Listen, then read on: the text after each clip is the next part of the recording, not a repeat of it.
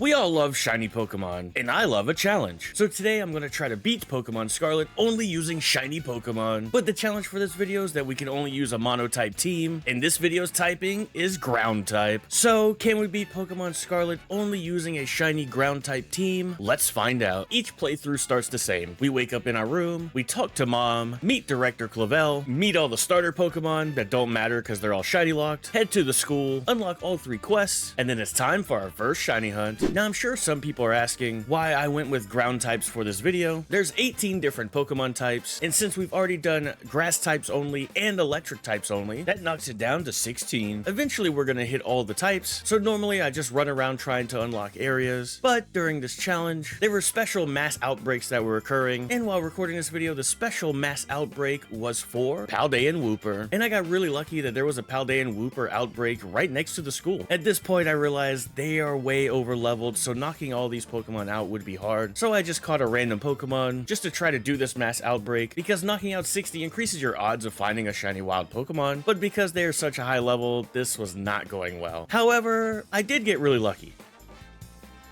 What the heck? I'd only knocked out a couple. What the heck? He's just sitting here chilling. Let's go. Everyone meets Blueberry. After capturing Wooper, I had a decision to make. Do we go with ground types only or poison types only? And with our channel mascot being Garbodor, I was really leaning towards poison types only, but since we had some story stuff to take care of, I figured we'd make our decision with our second Pokemon. So with that, we made our way over to Coratondo, knocked around some olives, then it was time to take on the first gym leader, the bug type expert, Katie. We were pretty over leveled, so this gym was not hard at all. Nimble, Tarantula, Teddiursa, see you later. With that, we're able to collect our first gym badge, and it's time for our next shiny hunt. Before that, I wanted to unlock one of Koraidon's powers, so we made our way over to the Stony Cliffs, and it was time to take on the Stony Cliff Titan, Cloth. But with our ground typing, this battle was not that bad. All I did was spam Mud Shot and the Titan fell. With that, we unlocked Dashing with Koraidon, meaning that we can see more Pokemon at any given time. And with that, it's time for our next shiny hunt. Now I have a decision to make. Do I go ground types or do I go poison types? And that's when I started checking the outbreaks to see what Pokemon had spawned. That's when we found a Toadschool outbreak. Probably one of the most unique shinies in the game. It goes from a brown and yellow mushroom to all white and looks incredible. So that's when I made a decision to make this video ground types only. And after about 30 minutes, we found our shiny. Hey, there it is. Okay. Man, this shiny looks so cool. Heck yeah, let's go. Everyone, meet Raspberry. Funny enough, after capturing Raspberry, Blueberry gained enough experience to evolve. So now our Paldean Wooper is Clodsire. With 2 shinies captured, it's time to take on our next gym leader. So that's when we make our way over to Artisan to take on the grass type gym leader, Brassius. Now I'll be honest, I thought this gym battle was gonna be tough, considering grass is super effective against ground types, and honestly, since Wooper evolved into Clodsire, and it has the poison typing, we were able to one-shot Petalil and Smoliv, easily take out the grass Terra Sudowoodo, and with that we earn our second gym badge, and it's time for our next shiny hunt. For this hunt, I decided once again to check our mass outbreaks, and I noticed an outbreak over near Coratondo, so we made our way over there just to check it out, and it turned out to be a Diglett outbreak. With Diglett being so small, I knew this hunt was going to be pretty hard, and I'm sure there probably was a shiny Diglett at some point, but he's tiny and hard to see. But while hunting, I did find something really interesting. Are you kidding me? Okay, it's a shiny Combee. And what's worse, it's a male shiny Combee. Oh, what is my luck? I'm still gonna catch it, but if we were doing bug types only, this would have been like worst case scenario. I hunted for Diglett for over an hour, and finally, this little mole shined. Wait, that's gotta be it, right? Heck yeah, let's go. What the heck? I can't believe I noticed that. That's very subtle, but the blue nose stood out.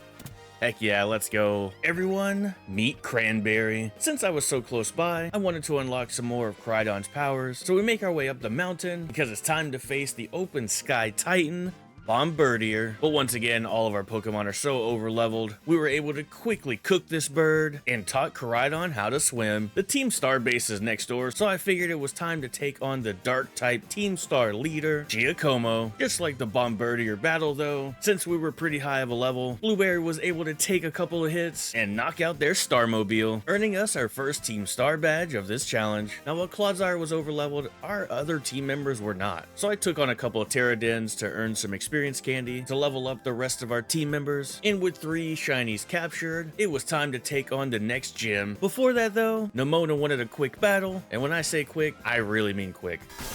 After that, we played hide and seek with Director Clavel. Then it was time to take on the electric type gym leader, Iono. Yeah, you know how this went.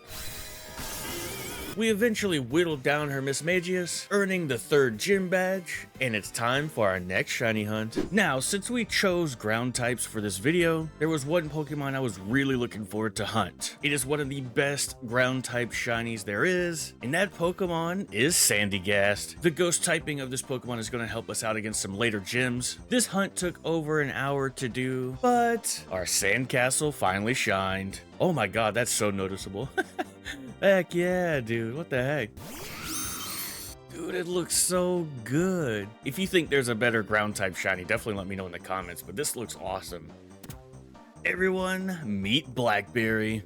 After capturing it, we were able to earn enough experience to evolve Diglett into Dugtrio and Toadschool into Toadscruel. Now that we have our black sandcastle and we're close by, it was time to take on the fire type Team Star leader, Mela. But let's be honest, her fire typing stood no chance against our ground type team. We were able to quickly defeat this Team Star leader, earning the next badge. And then I wanted to unlock some Koraidon powers, so we made our way over to Orthworm, and that's when I forgot its ability as Earth Eater. So this battle was a little bit of a struggle. After a while, this worm fell, earning us the next Titan badge, unlocking another Koraidon power, and that got me itching for another shiny hunt. However, we need to earn our next gym badge, so I made my way over to Cascarafa. I hope I'm saying that name right. It's here we take on the water type gym leader, Kofu. Yet another gym that was pretty tough. Kofu's water typing is super effective against our ground type team. We got really lucky having Toadscruel, but with our entire team taken out, I sent Cranberry in, hit a sucker punch on this Crabominable, knocking it out and earning our 4th gym badge, which means it's time for our next shiny hunt. I was trying to decide what to hunt for next. There's plenty of ground type Pokemon in this game, so once again I decided to check out the different outbreaks in the area, and that's when I discovered a Numel outbreak. I don't know about you guys, but I love Gen 3, and one of my favorite legendary Pokemon is Groudon, so representing Team Magma, finding this shiny would be awesome. And on top of that, Camerupt has a beautiful shiny. So I went ahead and knocked out 60 of them, and this only took us about 20 minutes with our little camel finally shined. Wait, I think that's it, right? That's got to be it down there. From the top rope! Oh yeah, that's it. That's definitely it. Let's go, dude.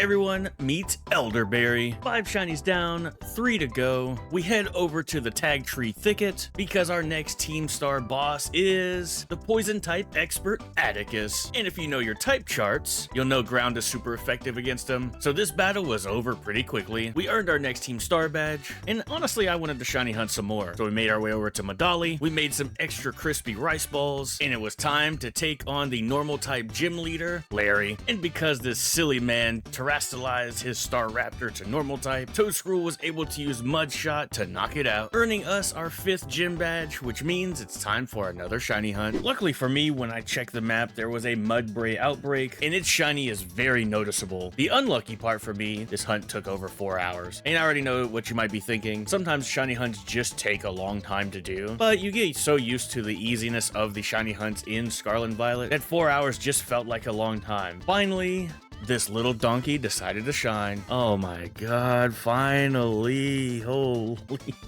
Oh god, I'm so ready for bed. Alright, let's get this little donkey.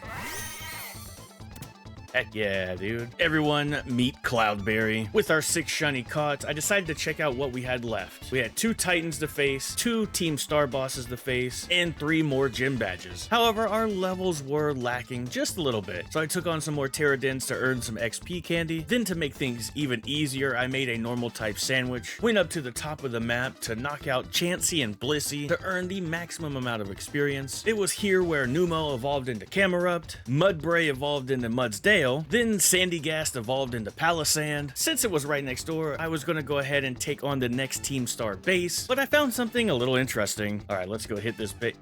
Wait a minute. Dude, that's a shiny Golduck. What the heck?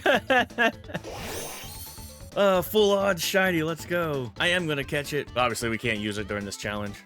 Heck yeah, dude. With this random shiny out of the way, it was time to take on the fairy-type Team Star leader, Ortega. Our team honestly was a pretty high level at this point, and all of Ortega's fairy-type Pokemon are weak to poison. That didn't matter because Blackberry was able to use Shadow Ball to knock out their Starmobile, earning our next Team Star badge. And after finding that Golduck, I was ready for another shiny hunt. That's when I made my way up to Montenerva to face the Ghost-type gym leader, Rhyme. I still love that cool little dog she has. However, the funny part is that Doug Trio knows Sucker Punch, so we're able to quickly take out her ghost type Terra Toxtricity, earning our 6th gym badge, which means it's time for another shiny hunt. Now, Gen 2 has a couple of cool Pokemon, and for me, I've always loved Donphan, so when I found this Phanpy outbreak, I was pretty excited. The part I wasn't excited about, this was actually the Pokemon I spent the longest trying to hunt, and I didn't realize the time. If you didn't know, when your switch clock rolls over midnight, it resets all of your outbreaks. So yes, unfortunately, I did lose this outbreak. This is where I got a little lucky though. When I checked the new outbreaks, there was a Silly Cobra outbreak pretty nearby, so I went in and knocked out 60. I kept laughing because in the background it looked like Great Tusk was taunting me. They would have been a cool Pokemon to hunt for, but unfortunately you can't hunt the Paradox Mons until after you beat the game, so that'll be a hunt for another time. But back to focusing on Silly Cobra, this Pokemon finally decided to shine. Yeah, yellow eyes, that means this is the shiny, let's go.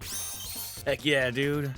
Everyone meet Gooseberry. From there, I made my way down to Alfrenata to take on the Psychic-type gym leader Tulip. Once again, this gym battle was easy. We knocked out her terastallized Psychic Florges, earning our 7th gym badge. Before we hunt for our final shiny, let's take on the rest of the story stuff. We made our way back over to the desert since this nerd was taunting us earlier. We battled the Quaking Earth Titan, Great Tusk. Shout out Toadskrull, this battle was easy. After earning our 4th Titan badge, I made my way over to the final Team Star base. It was time to face the fighting type expert, Aerie. But after a quick back and forth, one final Giga Drain took out her Starmobile, earning us our final Team Star badge. After that, we flew over to Casaroya Lake. Here we took on the false dragon titan, Tatsugiri. By this point, we were pretty high of level, and the little sushi stood no chance. And that earned us our final Titan badge, which means it's time for our final shiny hunt of the video. Now, I wanted to do something kind of fun. Since we had a really good team already, I was looking around the map to see what kind of outbreak spawned, and that's when I saw a Larvitar outbreak. This one's pretty funny. I love Larvitar, I love Pupitar, I love Tyranitar, but once Pupitar evolves, they lose the ground typing. But since we already had a pretty well-diverse team, and I really love Larvitar, I thought this could be a cool hunt for the video. And only about 10 minutes after knocking out the initial 60, our little lad shined. Oh, there we go, heck yes.